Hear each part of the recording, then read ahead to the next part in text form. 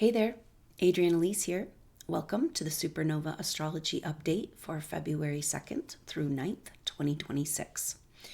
Well, we just had a really powerful Leo full moon and kind of shining the light on what we haven't been able to see before. Our personal planets have been on an epic journey, just coming out of conjunctions with Pluto. We're still feeling Mars, the last of our personal planets, to conjunct with Pluto. They came together on the 28th of January, and so we're just feeling that here at the tail end of Mars and Pluto, and then Mars coming into the sextile with Black Moon Lilith. So not only did our personal planets meet up with Pluto at 3 degrees Aquarius, right where he started his retrograde last May, okay? And so now he's back where he started, moving into new territory, and in sextile to Sagittarius, Black Moon Lilith and Sagittarius. So I think this is the hidden factor, of course, Black Moon Lilith, that's what it represents, but something very important for us right now to understand around this Black Moon Lilith in Sagittarius. Sagittarius for supernova souls represents our greater quest, but what's coming forward is that we have been potentially manipulated over lifetimes to take part in quests and projects that were not actually in alignment with Mother Earth. You know, like we thought that the end game, the end would justify the means. You know, and so as Saturn is approaching these end degrees of Pisces, and Neptune has moved over into Aries, but Saturn is like anchoring in these end degrees of Pisces right now. That's opposite the end of Virgo, which is this energy of grief around where we feel that we failed our earth, our mother, our source. You know, coming back to her love requires a grieving over the separation. And indeed, this is what we're living in the collective right now, with Jupiter retrograde in Cancer, a pulling back of all that's good, a holding back of the resources, it feels like. It's like we got a sense with Jupiter in Cancer of what really matters, you know, with Uranus at the end degrees of Taurus, we're revaluing our whole life. And then it's like just when we found the mother, she retracted from us. And this is how it is in our spiritual path and our journey, right? You'll get a taste of the spiritual, but then it takes deeper work to maintain that energy in our field. Now, this is what's coming together. See if I can get all these thoughts together around the Sagittarius, Black Moon Lilith and Sagittarius is the false light quest. Now, this false light quest is an energy in our field, actually. It's a false light in our field and something that we are leaning against that has no foundation or basis, actually. So it feels like our whole world is falling apart or slithering away or dissolving, perhaps. This is this very tail end of the year of the snake, and we are feeling it. I mean, it's just the perfect way to describe these energies. The vulnerability of having, it's like Neptune moving into Aries, that happened January 27th. And so that's like shifting the energy and shedding the skin. But we have to remember that there's a moment after the time after you shed their skin. First of all, it's uncomfortable before you shed your skin. It's too tight and you can't move and you're about to get eaten by the predator. And then you finally shed the skin, but then you're too vulnerable to move and you have to rest and hopefully the sun comes out and nobody steps on you, right? Like this is where we're at right now. And then all of a sudden that vulnerable, raw, alone, you know, on the ground, weeping with Mother Earth is turning into the fire horse, right? And just a couple of weeks, We're heading right into, it's crazy because like, I know we talk about the astrology, like, oh, well, this and this and this, but it's like, oh, but then this, what's coming is even more powerful and intense and telling us again and again the single focus message of these times. And so we will seek to distill this of the mysteries, everything going back to Pisces and Aries, the end and the beginning, and also this mysterious black moon Lilith energy, which is coming forward. Like it's like we got so far off of our original quest of being Mother Earth's warriors, we feel, right? But we thought we were. We thought we were operating from the heart, from the good, the true. But it looks like over lifetimes, our energy's been manipulated through politics, right? And stories and movies to get on a false quest, a quest that can never be attained. It's kind of like the Luciferic energies of what Rudolf Steiner talked about. He talked about Christ consciousness in the center, right? We got to get out of the duality thinking. But on the right hand, on one hand side, you've got Luciferic energies pulling us out of our individuality and into the group consciousness. And then the harmonic forces, that's the more technological, materialistic forces, pulling us into our ego, into our constructs, right? And we want the middle way, the Yahweh, which is also Mother's way. We know this. And we're being asked to walk this path. Like the snake, okay, so part of the deal with the false light is it's this distraction. And you can recognize it because there isn't any substance underneath it.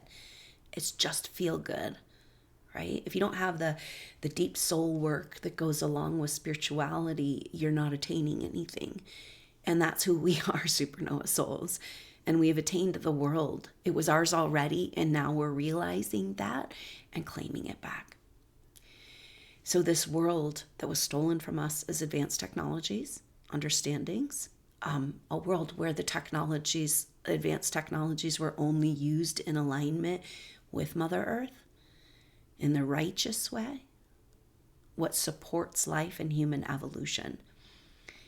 And so it's like we've been out there battling all these battles, thinking that we were fighting for her and realizing perhaps that we were distracted in a grand fashion over many lifetimes. So what's the true quest?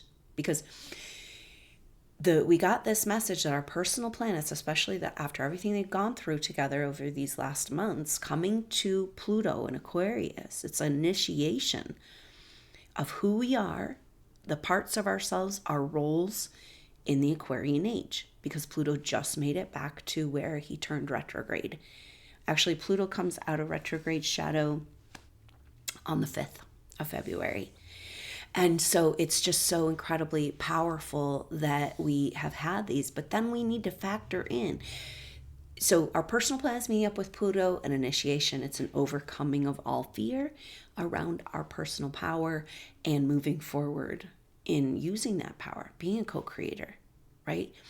So what's going on is this false light quest that we got distracted on is connected to the energies, very, very specifically, the programmed energies of isolation, failure, regret, poverty, scarcity.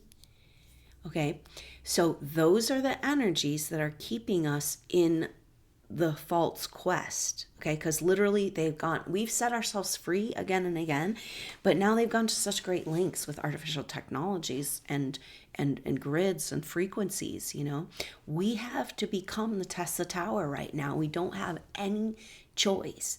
And it's almost like this whole thing of the snake's ego death, ultimately realizing that, okay, yeah, I am all alone because all is within me. And so what am I here for? And Mother says biology has proven to us, Bruce Lipton's research, amazing insight into the operation of the biology of our body and our cells. And he showed unequivocally that the program, the mandate of life itself, of Mother Earth's original organic dream, is to fight for life. And we have too many people willing to live a dead life and willing to let disease and toxicity steal their life. And so it's like we are at this, it's almost like we have to remember, Mom says that you can't get to the next stage of the game till you get to the end game, the end stage of the game. And that's where we are. We are in the turnaround moment, the U-turn. It's Mother's way and laws and rules. It's geometry, and nothing can stop it. So the shift for supernova souls is being like, oh, I was maybe batting for the wrong team or whatever, right? Like I was putting my energy into what I thought was a movement towards Mother's love and health and what I'm really here for, but it may have just been distraction. And this false light is so enticing. I just saw a picture of it, almost like a beam, and there's a yellowishness to it, but it's a fake, It's like sherbet. It's not real. It's like artificial color, yellow number 5, And so it's toxic to us, and we've got to find that pure true light that comes from within. So it's going from this external quest to understanding that Mother is telling us again and again, more and more powerfully, and I'm sure you're living this in your life too, this feeling of that your body's her body, that she's giving you messages through your body, like when you're in alignment and when you're not, because your body is starting to revolt. This is telling us that the quest is here. The building of the temple is here.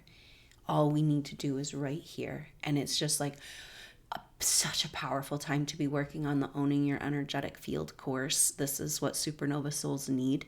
This is how we contain and own our energy field, that anything that affects you, frequency, technology, vibration, emotions, it has to access our energy field, which is more real than our physical body.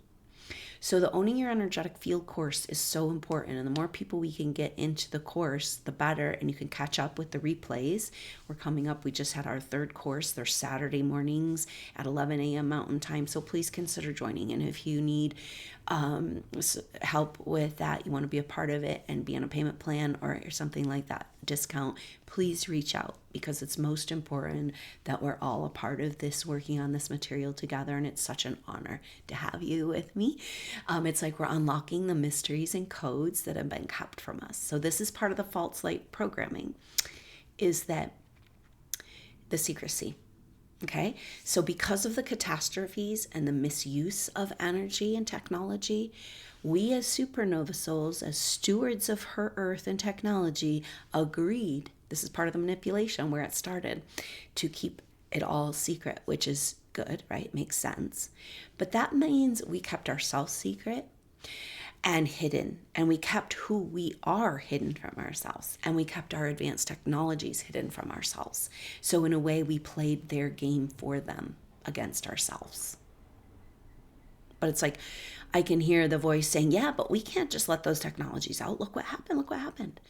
It's like, yeah, but we've already had them in alignment with Mother Earth, and they're our technologies. And until we have disclosure of them, they're going to be used against us to control us. They're doing everything they can to keep spiritual ascension from happening. Real spiritual ascension, not the false light, Palladian Galactic Council Federation crap. No, look for the substance behind it. And this is what's being revealed. This is Uranus turning direct right now. This is on the 4th. Yeah, February 4th, Uranus turning direct in Taurus. Show me the money. Meaning, where is the backup of what you're talking about? Yeah, you got some paper money you've been printing and charging us interest and stealing from us again and again and again. Where's the substance? Where's the backing? Where's the true value? Supernova souls, if the world comes to you and says, where's your substance? You got it. Okay? The Facebook world, the Hollywood world, we're shown a facade of a beautiful person and a reptilian demeanor. This is what we're healing and clearing from this world, from our DNA. And we have come here to purify these lineages. This is our mission. And guess what? That's a clarification, because the actual purification of the DNA can only happen within our own body, right? In our energy field. So they don't want us to know we have it. They don't want us to access it. And we're finding more and more that when we access and heal our energy field, we are literally healing, accessing, fortifying Mother Earth's electromagnetic field. All we need to do in this transition is talk to her, listen to her, be with her, hold her hand. She says, hold my hand, we're going. It's my ascension. Don't worry about it. Okay, so there's a lot of that. So this fear programming, this kind of feeling of what came up in the Leo full moon activation, so go get that if you resonates with you, because it's a feeling of being chased or followed, hunted down lifetime after lifetime. And for what? And so it's receiving back the gold that's been stolen, receiving back the miracles, the mysteries, the teachings, reactivating these in our field. So very powerful Leo full moon activation. I invite you to go get that replay, because wow, it's like everything is coming through. And this is the bigger picture of how we know that time already feels really weird, and it's felt really weird for a long time, almost like we've been abducted from our timeline since 2012, 2019. Like what's going on? What kind of weird reality are we stuck in? Everything's off. And so I guess that's kind of part of her message for us, is that, well, you can't get to the new game till you go through the end game. And we're at the end game. And so just knowing this and holding space as supernova souls, tending to every problem in the whole world, in our whole lives, right here. So powerful.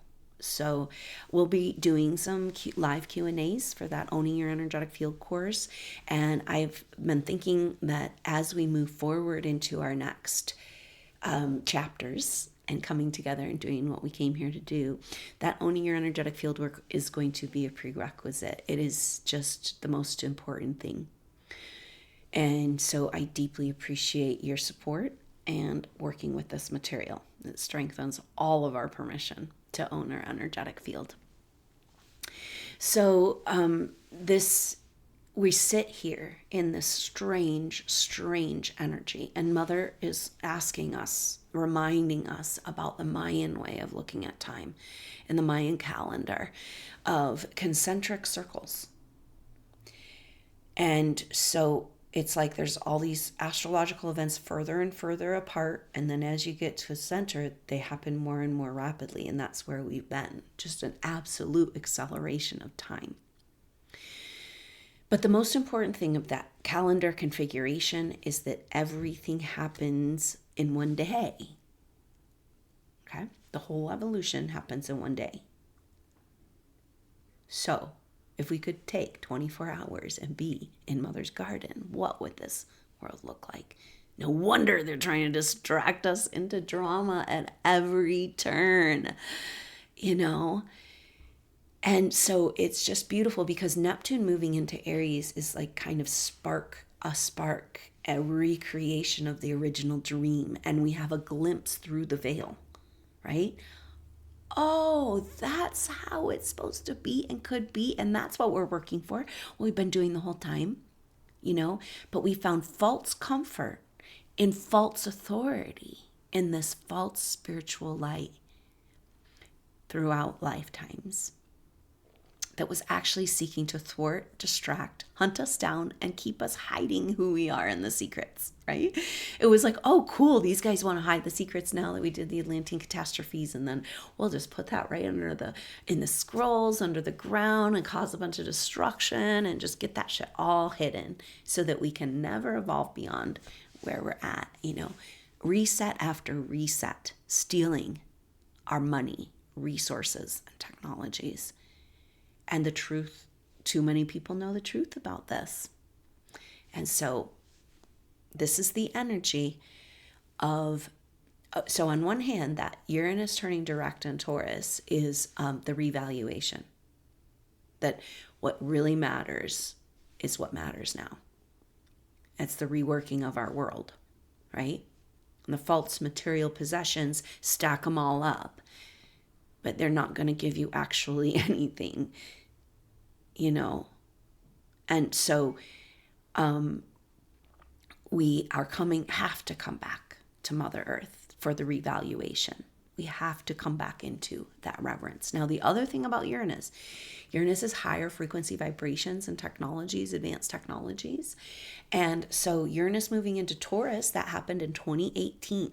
Okay. This is the chapter. And that is about higher frequency activation of higher technologies, but embodying them. Mother Earth, embodying her higher frequencies. Like, ascension's happening now. You're on or off the train. Let's go. Magic carpet ride. Because this is supposed to be an ecstatic existence to walk upon her, she says. She is the most beautiful goddess you can imagine. She showed herself to us in the activation. She showed us as this tall, white, beautiful goddess with a bridal veil and a train. And as her train moved across the earth, the desert turned into the garden.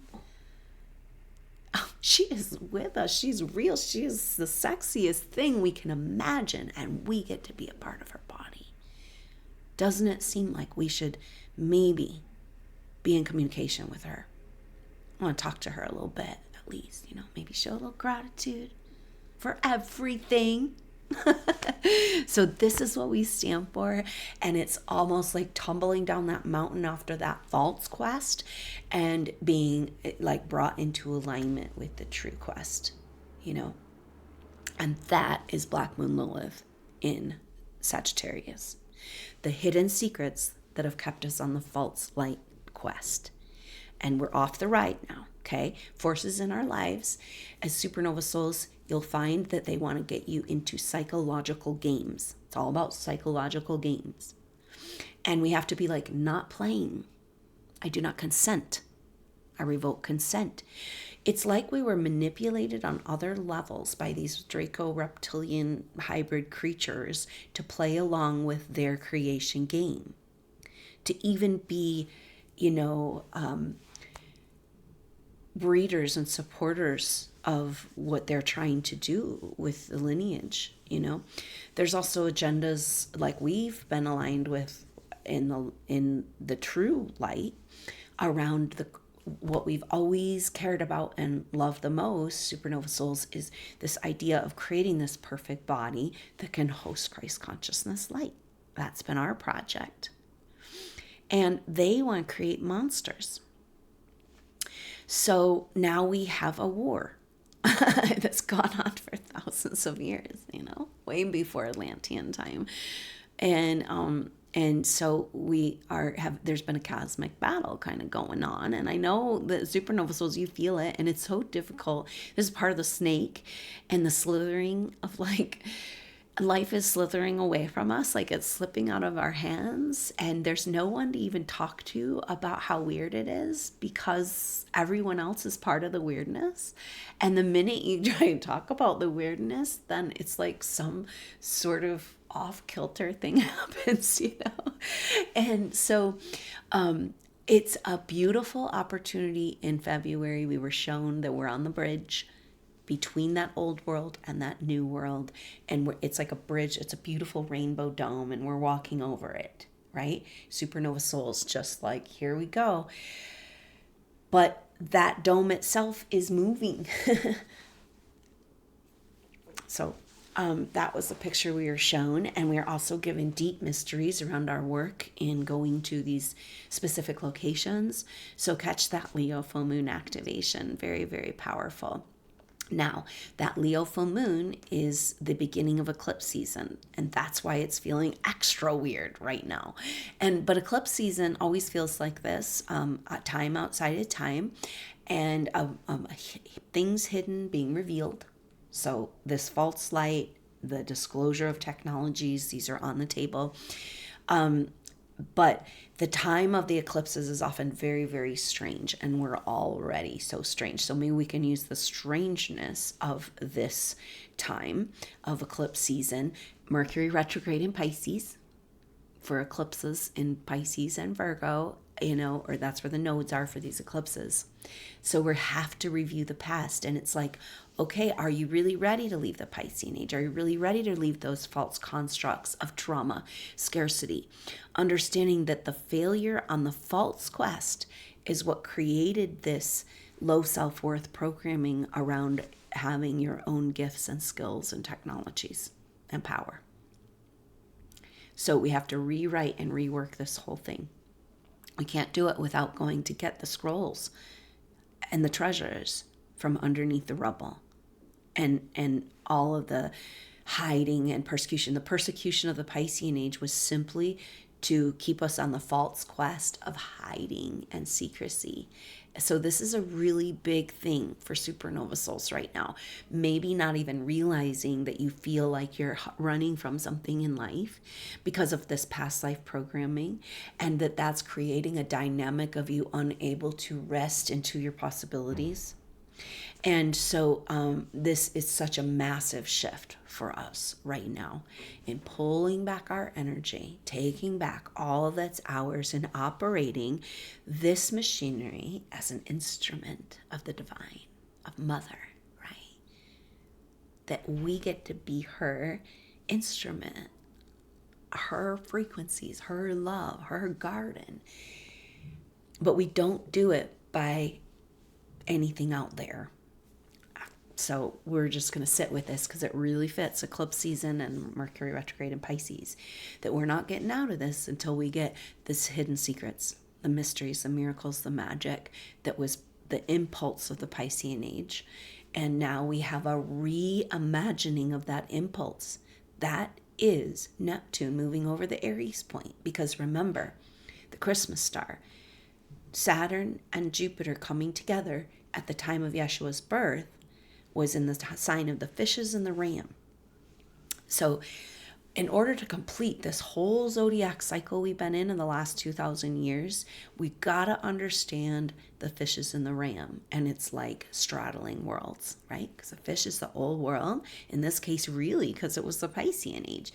But in the zodiac, it's the death. It's the 12th house. It's the finality. It's the going back to nothing that contains everything, right? And then Aries, the rebirth into the seed. So Neptune going over the Aries point on January 27th, very, very powerful rebirth of the seed, of the dream, of what Mother Earth wants to become.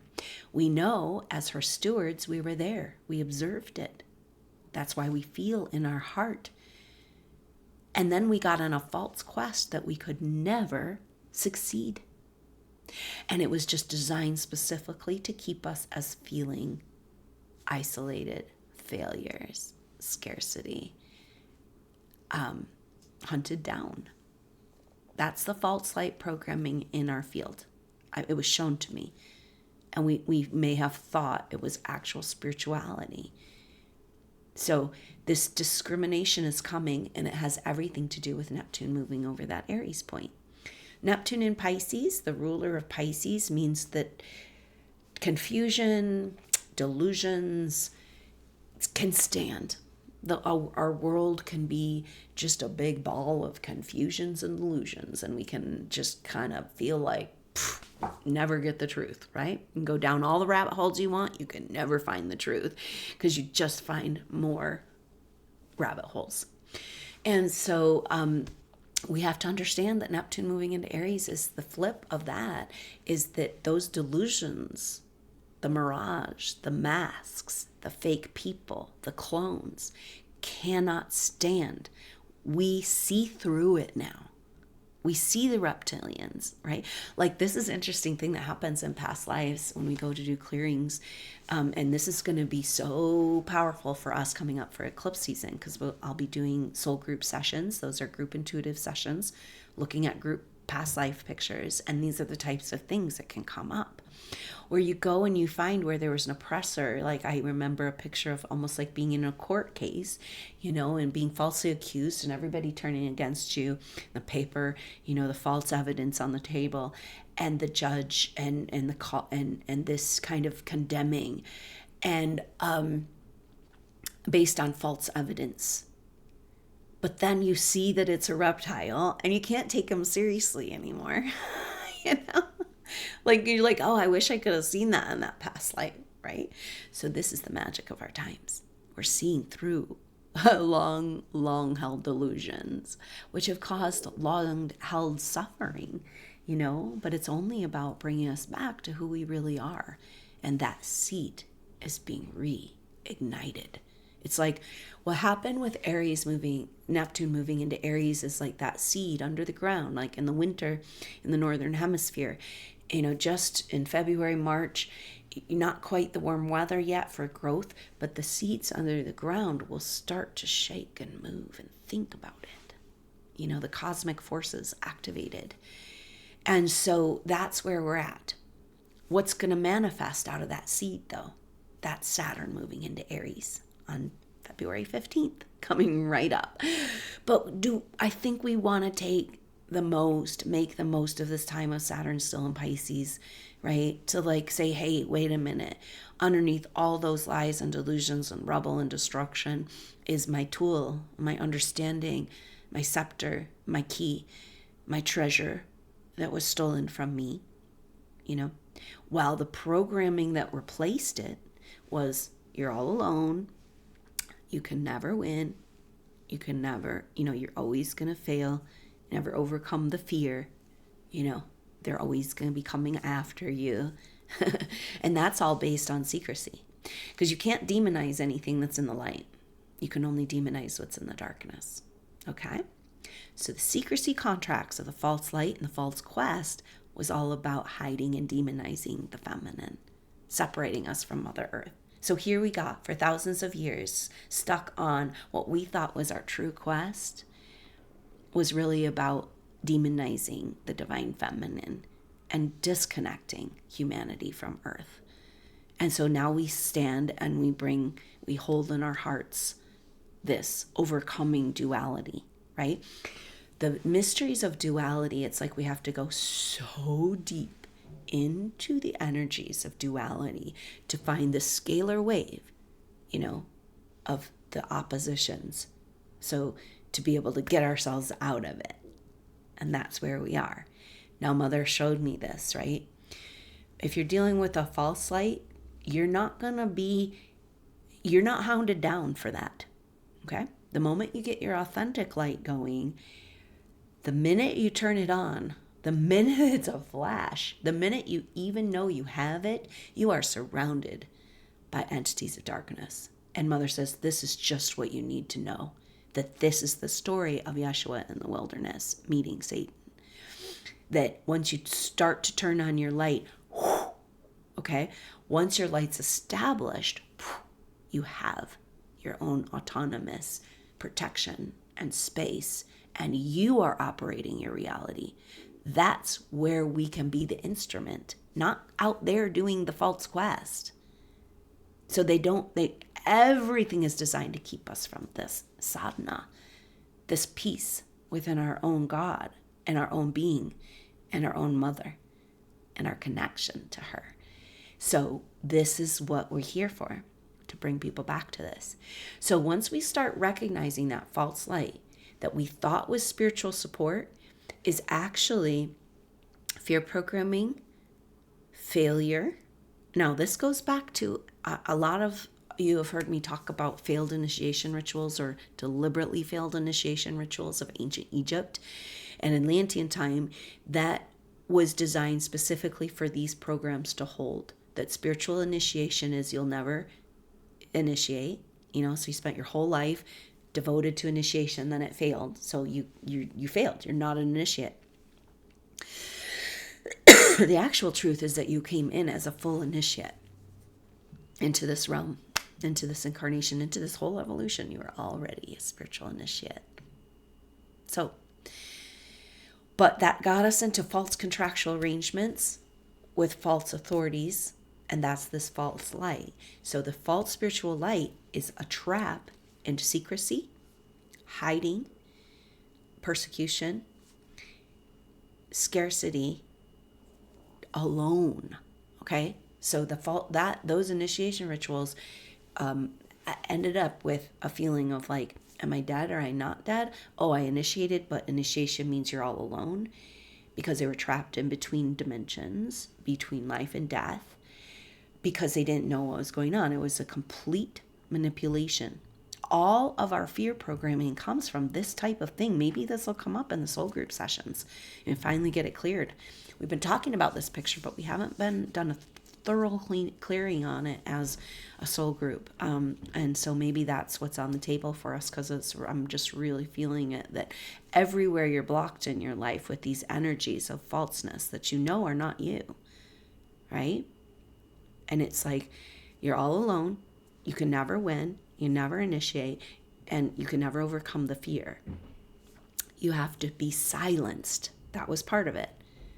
Okay? Vows of silency, vows of secrecy. And if we brought the secrets and we brought the technologies out, then we wouldn't be in shame. We wouldn't be hiding. We wouldn't be on the run. Like, how long are we going to buy into this? That we're, it's like that we don't have the power to protect ourselves from this false agenda. And the only reason why we haven't is because we're thought that false agenda was our mission and purpose, right? And it was not. There's no substance to it. It's in our field, but there's no backbone. There's no strength. There's no order. There's no justice. There's no mother. There's no Jesus, Yahweh, God. It's false. Neon painted light with nothing to back it up. And when the world starts to see this, they're going to go look for that true spiritual light. And this is our preparation right now. This is the shedding of our skins to be ready for what's coming. That they've been after you and there's the hiding and the running, but now they're going to want to devour you. So you better get your field and your shield and your armor of God on, right? It's not for anybody else. It's only for you. If we understood this, So anyway, this is part of Saturn coming to the end degrees of Pisces, this grief and regret around our evolution, where we've gotten on the false mission, but also really powerful clarity at the end of the year of the snake that we are not on anything false anymore. Is this the feeling of time, energy slipping away? It's a feeling of the physical. What Mother seems to be showing me is that the physical reality as we know it cannot support us vibrationally and energetically. But our plasma world, we haven't birthed and found yet and landed on. So it's just this feeling of like the ground under your feet just kind of falling away, the bridge collapsing behind you. And that is really kind of what's happening. We are leading them over this bridge, this rainbow bridge. But that bridge, the whole structure itself is moving, And a lot of what came through that Leo full moon activation is this understanding. That picture can help us understand that there is no need for a catastrophe in this shift because we've evolved beyond that, okay? The false light and the false quest, the all alone can never win, secrecy, silence, have to be on the run. That's all designed to keep us distracted, And so now we are, we're just at a crossroads, but we have to understand that we going over this rainbow bridge is bringing them with us, and the shifts and changes can happen harmoniously if only we could talk to her and listen to her. Show up with gifts and gratitude. The way every indigenous culture lives. It's not rocket science, or maybe it is. Like, literally, it's not like, oh, I'm going to give an offering to Mother Earth and then she's going to help me, the way that sacrifices and the way religious distortions. It's like, no, I'm celebrating the gratitude, the power, the abundance together, growing it. Walking in it, amplifying it, celebrating it in this ecstasy of what life is supposed to be, and demonstrating that to the world. And so this is what we're called to do. But that requires a full taking back of our true quest and our technologies and our wealth. So Uranus turning direct in Taurus is this finally we're able at the end degrees of Uranus and Taurus feel worthy, capable, and take back. So it's almost like we've been in this place, it feels like, since 2019 and whatever happened in those years of that timeline disruption where we're like, give it back. We know it's ours. You stole it. Give it back. And you keep stealing it and give it back. And now we say, oh, no, it's ours. And we stand and we claim it back through our strength and the power of our being, of our field, of our knowing who we are in our true quest for the true spiritual light that's within us. So no external authority, no taxes, no church, no preacher, no pope, nothing between us and God. And ironically that a lot of times we have been persecuted or exiled or on the run is because we came with that message,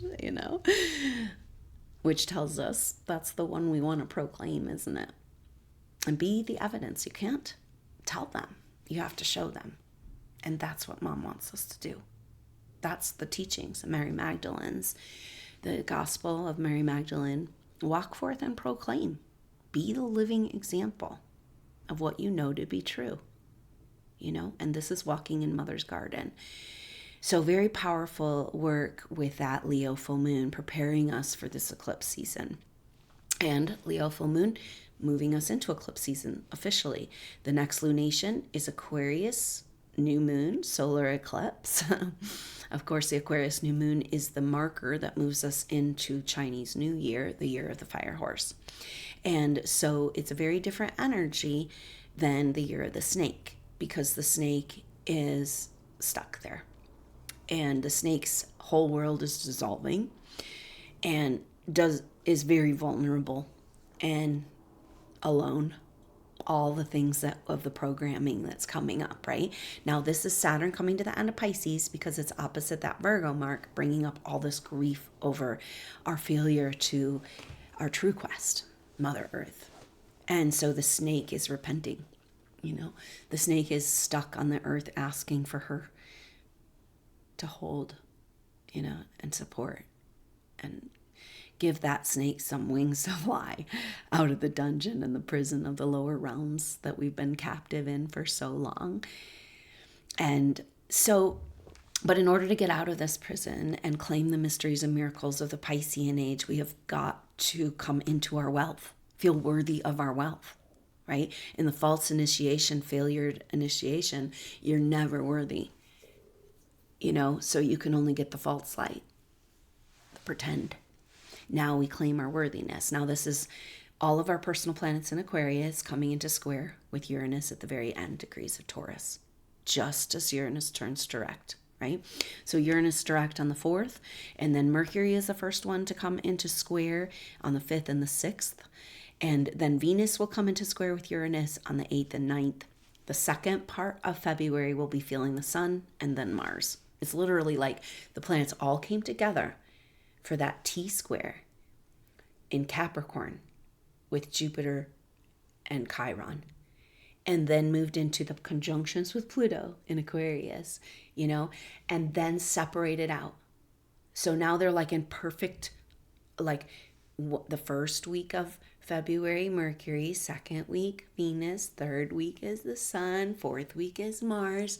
And so it's like they're all lining up, taking their places. And this is what we need to do too.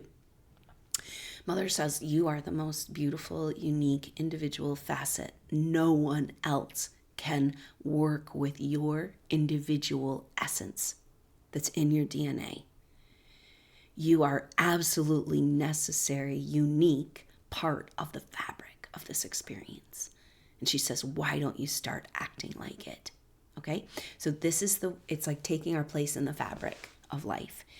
Our worthiness to carry our light within rather than having to beg for it from without.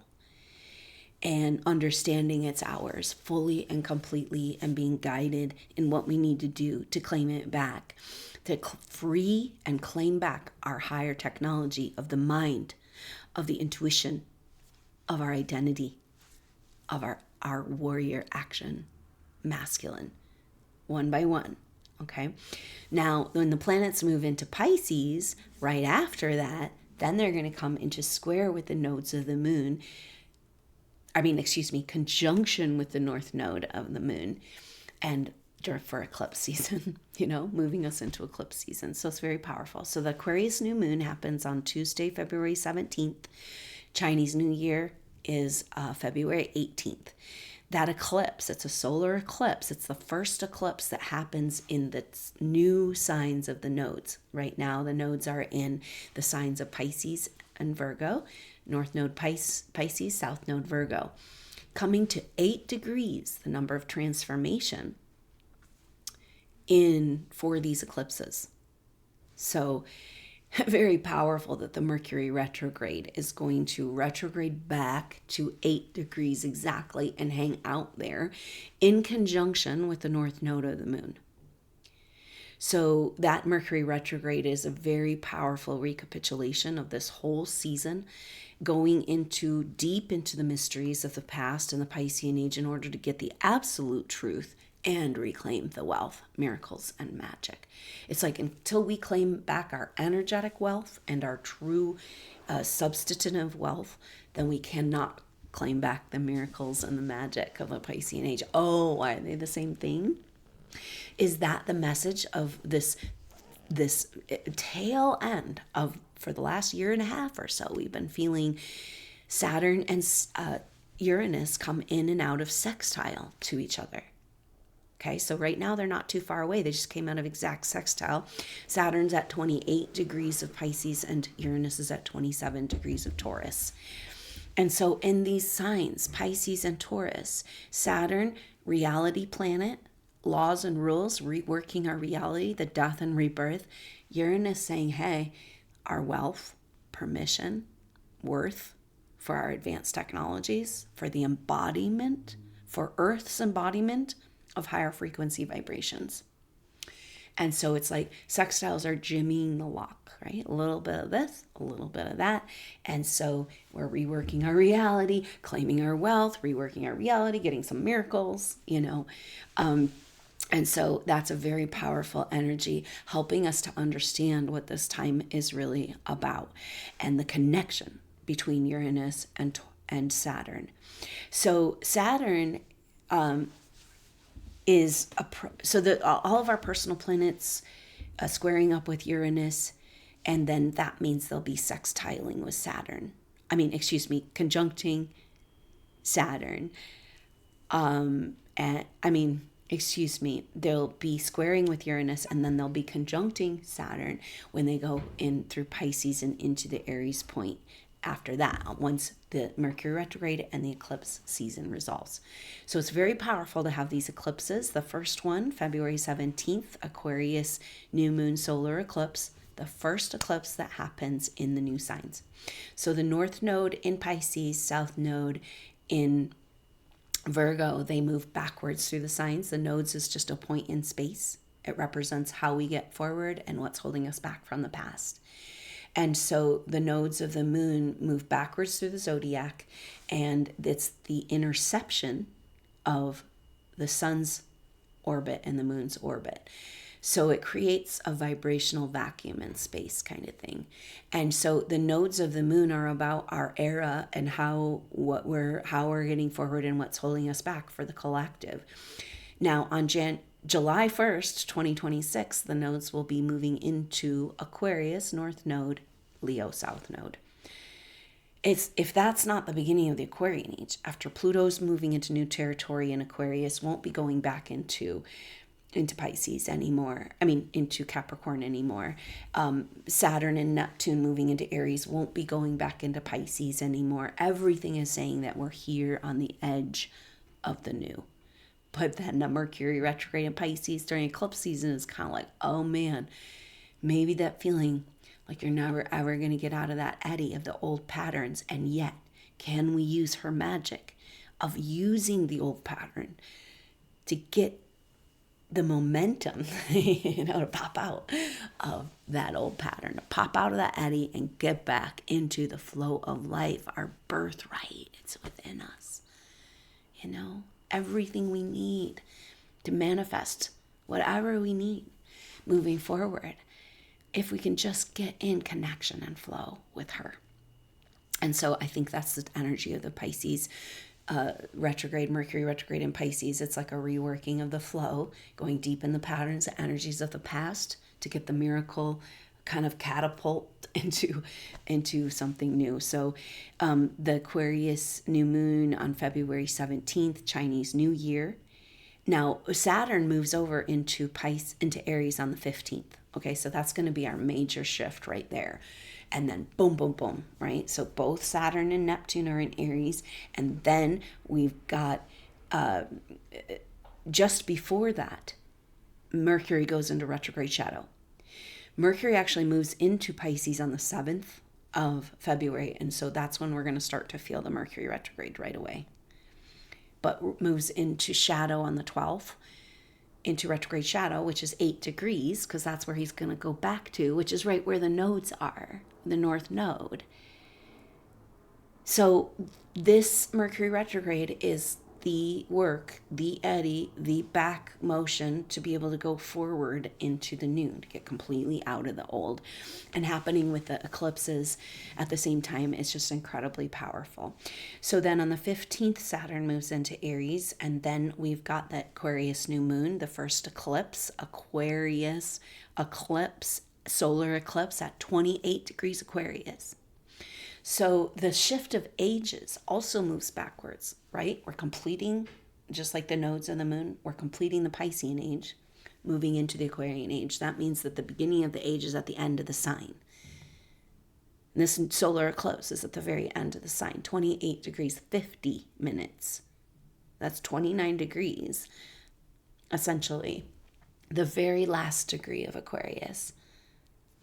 Ding, a ringing of the bells. The starting of the new, can't hold back the new age. It's like, you can go play in the darkness all you want, but you can't stop the light, the true, authentic light, that's vibrating, radiating, generating from our own body. So this is what this eclipse season is about. And so maybe it is like reclaiming the miracles and magic of the Piscean age, is literally like stepping into our immortality, our light body of what Yeshua showed us was possible. And so then on the 26th of February, Mercury will turn retrograde at 22 degrees, master builder, right? So we're awakening the old giants. There was giants that were monsters, and then there was giants that were builders, right? And they wanted us to think that the giants that were builders are the monsters that they created. And we've got to go back. This is like an activation of the true history of the master builders that have throughout time built the temples. That's us. Also, the temples in the physical body, that perfect body to host Christ consciousness, and all the most beautiful monuments and buildings designed, okay, the master builders, for that building to last through history beyond human life.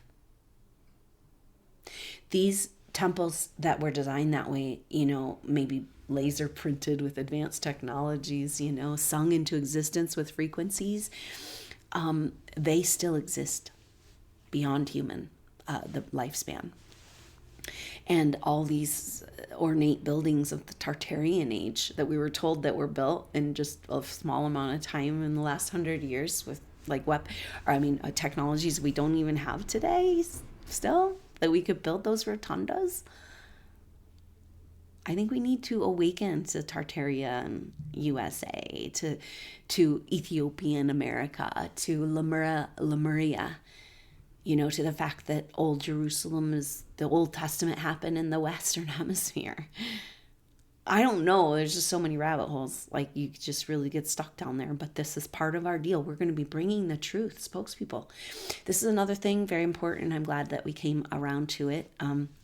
That Mother says that you are probably being called, because of the revealing of these secrets and who you are and your connections, you're probably going to be called to do some deep research that you didn't know you needed to do in an area unexpected. It could be like ancient, the histories, technologies, the ancient texts, current teachers, like something is calling you to do deeper research to prepare for you being a spokesperson for the truth. And that is going to start at the end of April when Uranus moves into Gemini. Forget, right? Like, no more going back into Taurus. So we got to get the mysteries of Taurus, Uranus and Taurus too, our permission to fully embody the true spiritual light, not the false light. Not the luring and the seductive, like the technologies, like, ooh, doesn't it feel good, So supernova souls, it's so powerful who you are, that you know better, and that you've taken this narrow path, more difficult narrow path, and you didn't give up, and you didn't let go of your dream, your soul, your essence. And so now we rock. And this is what she says. Part of the snake slithering and the life slithering away of like all the structures is because the ceiling can't hold us. These structures can't hold the frequency vibration of our truth, But that's not scary or bad. The only thing that's going to be destroyed is what's false, And is this why they've spent thousands of years trying to keep us from seeing that they're false? Powerful.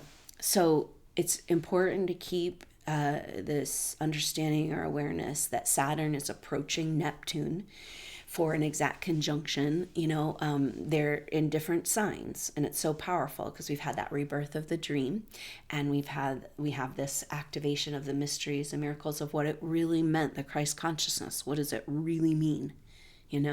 What is Yeshua really trying to show us? Rudolf Steiner said we wouldn't know.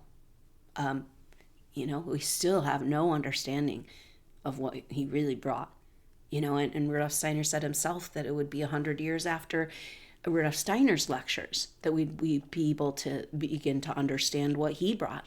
And that is the time we're in right now. Powerful. All the teachers that came through at the last century, connected to the last shift of ages, And we're bringing forward this incredible body of work that it can no longer be held back from humanity. So what's your piece of it that you need call? And that might come through the Leo full moon activation could help you find that research area. It might have to do with your 9th house, could point you there in your birth chart. And also these soul group sessions, I think we're going to be revealed a lot about who we are, supernova souls. And it's time now that our personal planets met up with Pluto and had that sextile with Black Moon Lilith. So the last of our personal planets to come together is Venus and Mercury, and they were together on the 29th and 30th, but they're still close all the way through the 5th. So really feel into this energy too of like Mercury catching back up to Venus as the final conjunction of the whole group. And Mercury's like, dude, I figured it out. Like, I went on my quest. I went into the depths. I read the scrolls, right? It's all true. Everything we thought. And it's been so twisted and so hidden. But guess what, girl? Guess what? It's true. You need to run with it now. Mercury needs to go back into Pisces and see what you can do to understand what it really means to embody Christ consciousness, But Venus has got to move on ahead. And so it's in a very important meeting. But Mercury is going to come back to Venus when he turns retrograde, and the sun, but at the end of February. So there's our timeline. Mercury retrograde on the 26th, on the 28th in a conjunction with Venus, and then retrograding back to 8 degrees.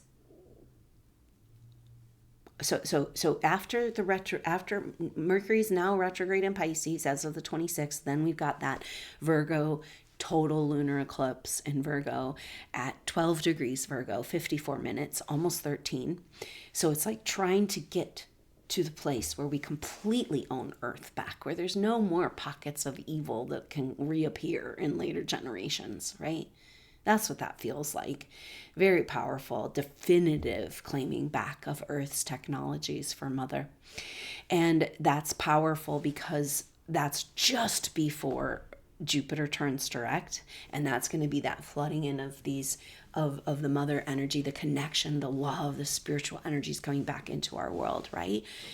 Wow, at a crazy time of this eclipse season and Mercury retrograde with the North Node in Pisces. So then after that lunar eclipse, Mercury turns direct on the 21st. So that'll be into the next lunation, the completion of eclipse season. That will be the Pisces new moon in March at the equinox. And so that Mercury turns direct on March 21st at 8 degrees and then comes out of retrograde shadow on April 10th. Now that energy is at the 11th, Jupiter turns direct March 11th. And then at the end of April is when Uranus will move into Gemini. So it's like you can kind of see these increments of preparation, of this initiation. Yes, we went to meet Pluto. We realized we're on the false quest, but gosh, we got some catch up to do to get on the true quest, don't we? We got some research. It's kind of an overwhelming feeling. She says, don't get overwhelmed with it, but just know that you have information coming to you that's been hidden. And it's a good time to delve into study as a way to get through this weird, strange pausing time.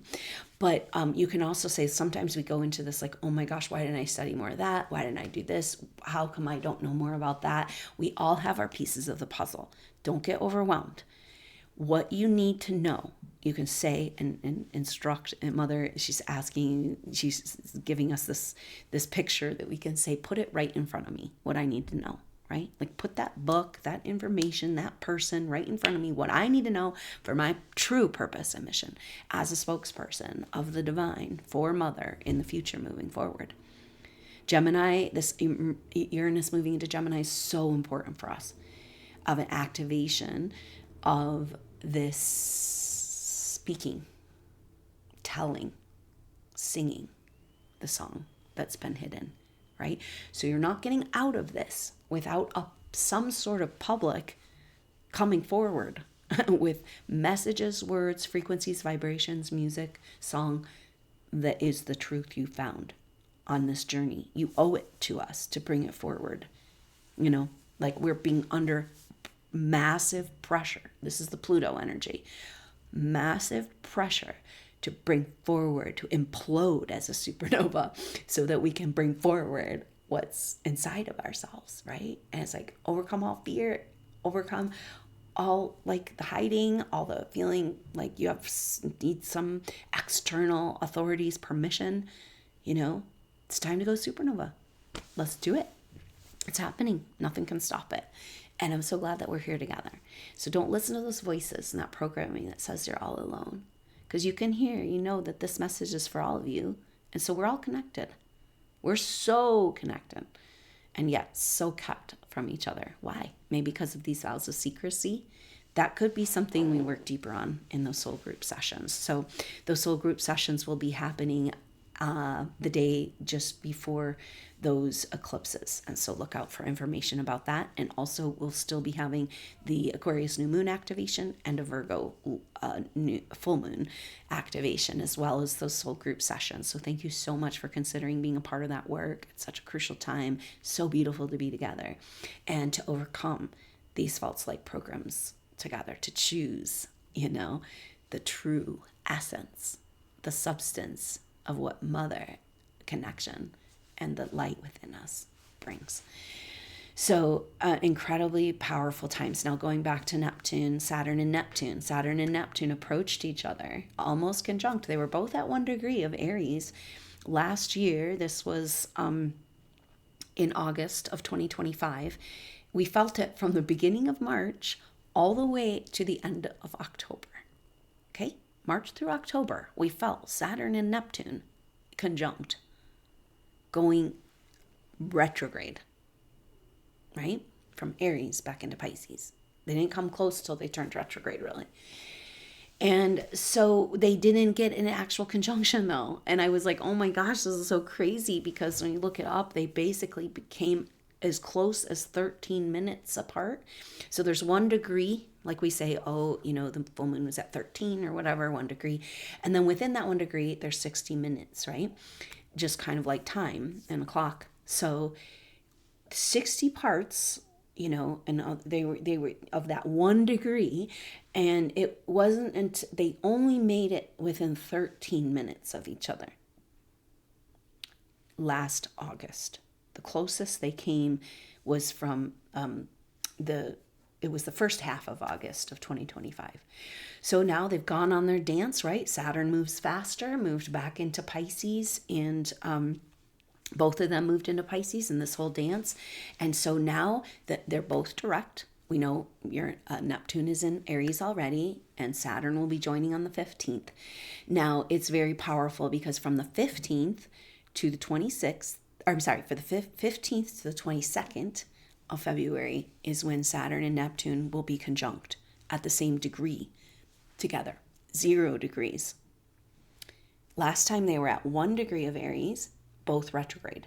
Now they're both direct at 0. So we know what the dream is, right?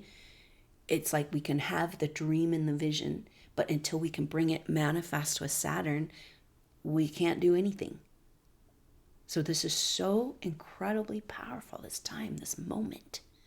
So the closest that they get will be at 0 degrees between 46 and 47 minutes of 0 degrees. And that happens on the 21st of February. Okay. So we've got the 17th, the Aquarius eclipse, the 18th, the new moon, the Chinese New Year. And then we've got this very powerful energy of Saturn approaching Neptune, exact on the 21st. But guess what? On the 18th, that's when they come back within 13 minutes. Well, something magical happens that day. What? There's also a solar eclipse, and it's Chinese New Year, you know, in Aquarius. Like, oh, okay. And the silver bells are ringing, and you're the bell. Your frequency, so the true light, not the false light that we've been trying to get support from that can never support us. Your true light rings like a bell, like a frequency, you know? Mother's garden all around. And this is what's being activated, is the true living presence of God, of Christ consciousness, of Neptune and Aries, a rebirth of that Adam Cadmon, right? The divine potential within each human. It's like the divine embryo is being pierced again with the light of the cosmos in order to restart this from the picture of the divine. That's us, because we were there at the beginning. We saw her be born, the incarnation and the dream of Mother Earth. And now we witness the re-sparking and the rebirth of her dream. And so it's a beautiful original dream. But guess what? All this consciousness we've gotten, all this range of understanding. So now we really get to run with it, right? You're ready. You deserve it, right? Like you went through hell and back to know that it's okay for you to walk in abundance, because that is the truth of her love and her world. And so this is what the energy of Uranus turning direct in Taurus and moving into Aries. That's really, into Taurus. Into Gemini, singing the song, ringing the bell, bringing the frequency, saying, yeah, we're not hiding anymore, So we want to be really conscious of that Chinese New Year as this 13 minutes of reactivation, because that Leo full moon was at 13 degrees. And the interpretation of that was that a reinstating of the divine feminine leadership, that now we put the queen out of the gutter and back on her throne. And so that energy is very powerful. And so that's all that's kind of happening. And then it won't be until equinox that we've got that Mercury direct. But just keep in mind that end of February, because what will also be happening on the 18th, once we have that shift, the sun moves into Pisces. We're going to have Mercury in Pisces. Venus moves into Pisces on the 11th. And so we'll have Mercury, Venus, and the sun all in Pisces. Mercury getting ready to turn retrograde and come back to meet up with them, right? So now Mercury came from behind and said, like, that's what he always does. But the way it's all lining up this year is so different, so magical, so perfect, like that her original dream that's being triggered and activated is perfect, right? Like, just perfect. It's not that like Jesus, we're trying to be perfect and we'll never be like him, so we'll always be failures and sinners. This is just living in her perfection. We don't have to be perfect to enjoy her perfection. And then we can just continually align with that beauty and feeling a flow of life force within our own body. So this is this rebirth of this dream that's this very powerful. So as we've got Saturn and Neptune for that exact conjunction, and the sun in Pisces and the planets moving into Pisces, then Mercury will be coming up with a conjunction with the nodes of the moon on the 12th when he goes over that 8-degree marker. And Venus will come up with a conjunction with the nodes, with the north node on the 17th, just exactly the day of that Aquarius new moon. So for the Aquarius new moon solar eclipse, we have Venus conjunct the north node, saying, yes, the feminine must lead us forward, and we might want to reinstate her power, help her heal and get back into wholeness, right? Like refortify the field and put ourselves back together. And that's what this next couple of months is about. And we better be ready to hit the ground running with Mercury turning direct on the equinox and Uranus, first actually Jupiter, right, and Saturn into Aries on the 15th, Jupiter turning direct on the 11th, equinox, Mercury resolving, and then that Uranus into Gemini at the end of April. Then all leading up to July, where July 1st, the nodes of the moon move into Aquarius and Leo, as well as the third and final square between Jupiter and Chiron of fighting for the life of Mother Earth back. And now we claim it, because Jupiter will be at 0 degrees Leo. Chiron will be at 0 degrees Taurus. So the square is a completely different energy, right? We earned it and we fought for it. We saw the truth. We stood up in this, and now we claim it back.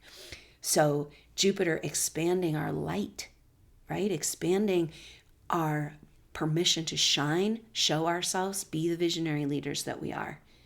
Now that we've come back to Mother in our hearts, And then Chiron, our deepest wounds, over embodiment, right? And so it's saying, turn your light on to own your embodiment, to own the earth, to get on the new timeline, to get into the Aquarian age. It's all about just turning on our light, but we've been programmed to fear it, and that was a false quest. The false quest was to hide it, to fear it, to demonize it, to be on the run, to buy into this movie that there's always someone after us. And now the hunters become the hunted become the hunters, right? Because what Mother showed is that as this light is activating in the Leo full moon activation, she showed that just your presence gobbles up demons, like Kali Ma. That the light just gobbles it up, and all you have to do is be there and be in presence to do the work you came here to do. But we got to get our presence handled right, and that's what this time is about. Very inward time of Mercury retrograde and the eclipses, and yet it's just like preparing for the coming out ceremony. No, can't, nothing can stop it, and you can no longer hide. who you are in your light and still exist in peace. So let's go. Raising the roof on the frequency fence, right? And owning our world, because Mother says it's okay, it's safe. There's no cataclysm. There's no catastrophe needed. It's consciousness. And we have been the consciousness, catastrophe, healing all of it from the collective. So just try and get through our lives, feeling like we're never doing enough, failures and failure towards the earth and each other. And why don't I have what I need? And I'm such a failure, And yet we've been doing it and playing this incredibly crucial role. And I know this, I've seen it. And that's one of the things that came through the activation too. Incredible gratitude for Mother Earth, for you, and the role you've played. And just hang in there. Keep up the good work. Contain and own your field to feel the ecstasy of living, to be the demonstration project, to walk forward and walk forth and proclaim. We can't do it by sacrificing ourselves and cutting ourselves into pieces.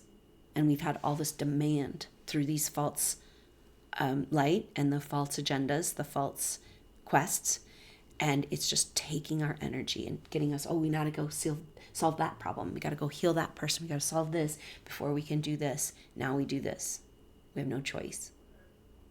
That's that Jupiter square Chiron, where Mother is self-preserving. She says preserve and conserve. Like, make yourself jelly. It's kind of funny because I didn't think about it like that. But, the gel of our body is the key that they're trying to disrupt. This fourth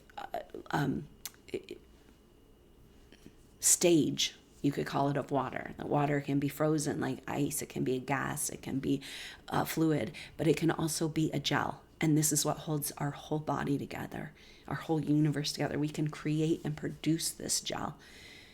But that's maybe what she's wanting us to do right now, is to fortify from within, and fortify without. Choose that healing lifestyle that can give us the structures that we need to be able to hold our composure no matter what is going on around us. That requires a very strict aesthetic lifestyle of really taking that 24 hours to be in the energy of truth that whatever your mantra is, and see what happens. So thank you so much for being you and being here. And I'll check you out on the replay of that Leo full moon activation. Prepare for the powerful work of this eclipse season and this deep eddy, to go deep into these patterns, to find the scalar wave, right?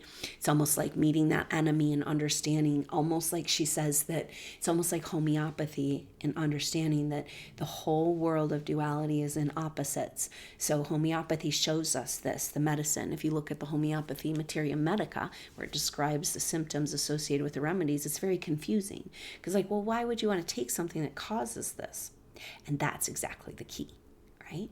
And so Samuel Hahnemann, who started homeopathy, came into this realization that every substance has an equal and opposite reaction in the body, right? So the substance has an action, then the body reacts to that action. Homeopathy can get us out of duality consciousness. It's so powerful. I'm so excited to work deeper with the philosophy with you in classes coming up here. But that it's just so powerful to understand that the world coming at us is us, right? It's so hard because we're in this trap of being so persecuted over lifetimes, right? And then we have to turn and face this enemy that's been chasing us, defining us. And that's what we did in the activation. It's we're not running anymore. Why are we running from you? Reptilian hybrid creature. You can barely even keep up, just taking back the true power and standing in the power, the God-given right of the power of our energy field, and understanding that we have to go deep, deep, deep into duality, she says. Facing your nemesis as yourself into the darkness in order to use the scalar wave, a complete and total understanding of the masculine and the feminine as opposites, to break out of the chains. And so again, the message, a reminder that as you go to turn on your light, that it's walking through the valley of Hades. And then your white light widens and you find your power and you find your permission to overcome all. But that we're called deep into the darkness of the wilderness in order to face that nemesis, that Satan. It's that part of ourselves that still buys into those stories. So thank you so much for being here, and I look forward to seeing you on these activations and soul group session and in that Owning Your Energetic Field course. Also look out for a SuperNova Zoom call. Thank you so much for being a part of the SuperNova membership. We've got great things to do together, and I'm so glad that you found me. And thank you so much for your support. I could really use it right now. I really appreciate your donations and stepping up to help in a difficult time, and how just so reflective of how my own shame around not being able to value the resources that I bring, and that we're all having a turnaround in this, in supernova souls, in our collective consciousness, as well as we go through the revaluation, which is a revealing of the true wealth and all of the false lies, deceptions, and manipulations that have kept us chasing the false wealth and the false quest, Very powerful to get back on this true quest with Mother Earth, our love. And she says you're her love so much.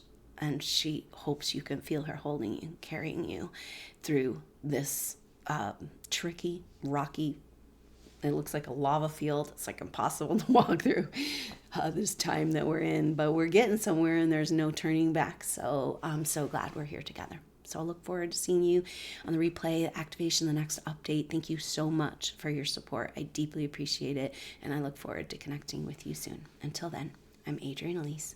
Namaste.